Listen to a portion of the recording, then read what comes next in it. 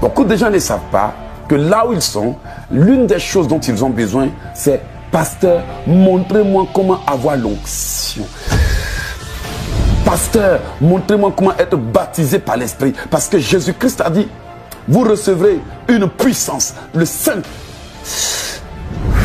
Saint-Esprit survenant sur vous, vous serez mes témoins.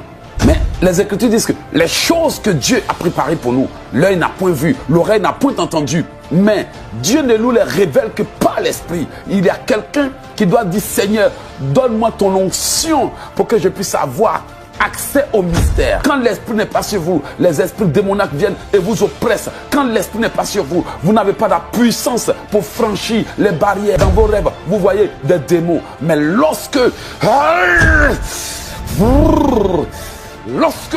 l'onction de l'Éternel est sur vous, l'esprit est heureux quand on parle de lui. Lorsque la puissance de Dieu est sur vous, alors lorsque l'ennemi viendra comme un fleuve, les Écritures disent que l'esprit de Yeshua le mettra en fuite.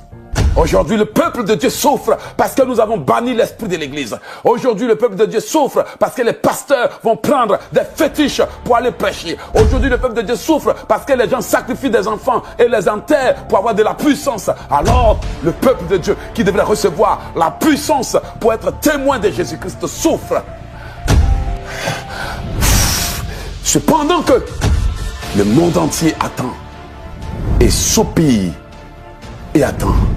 Soupire depuis des années, patiemment, et attend la manifestation des fils de Dieu.